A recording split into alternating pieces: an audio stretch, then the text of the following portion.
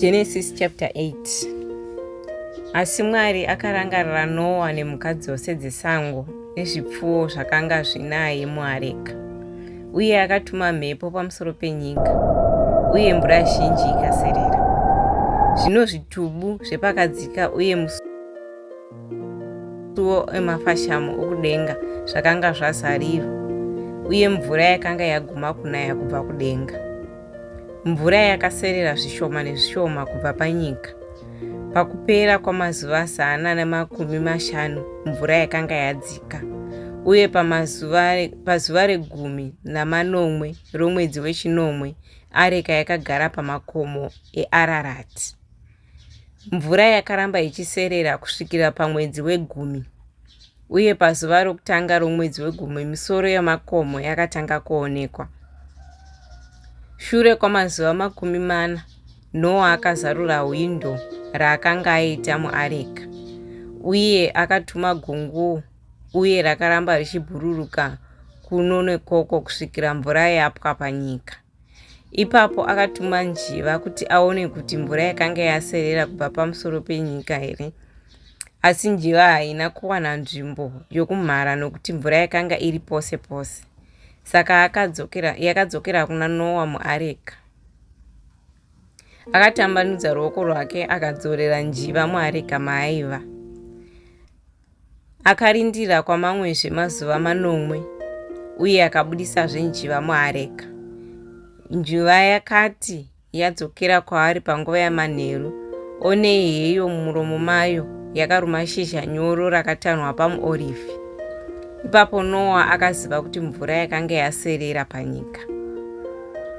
Akamirazve kwamamwe mazuva 8, uye akabudisazve njiva, asi panguva iyi haina kuzodzoka kwaari.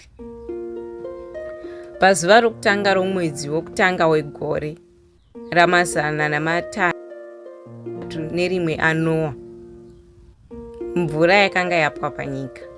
Ipapo Noa akabvisa chifukidziro cheareka, akaona kuti pamusoro penyika pakanga paoma. Pazuva ra20 romwedzi wechipiri nyika yakanga yaoma kwazvo. Ipapo Mwari akati kuna Noa, budai muareka, iwe nomukadzi wako nevanakomana vako nevakadzi vavo. Budisa mhando dzose dzezvisikwa zvipenyu zvaunazvo, shiri, mhuka nezvisikwa zvose zvinokambaira panyika, kuitira kuti zvibereke uye zvive zvizhinji pamusoro payo. Saka Noa akabuda, pamwe chete nevanakomana vake nemukadzi wake uye nevakadzi vavanakomana vake. Mhuka dzose nezvisikwa zvose zvinofamba panyika zvakabuda muareka, rudzi ruchitevera rumwe. Ipapo Noa akavakira Jehovha aritari, uye akatora dzimwe dzemhuka dzose dzakanaka neshiri dzakanaka, akabayira zvipiriso zvinopiswa pamusoro payo. Jehovha akanzwa kunhuhwirira kwakanaka, akati mumwoyo make, handichazotukazve nyika nokuda kwomunhu, kunyange hazvo kufunga kwomwoyo wake kwakaipa kubva pakuberekwa kwake, uye handichazoparadzazve zvisikwa zvipenyu zvose sezvandakaita.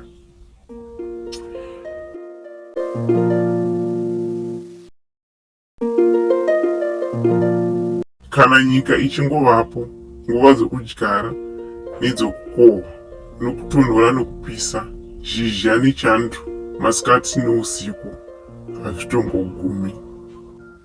Kokupera kwokuverengwa kwechitsauko 8 chebhuku raGenesis.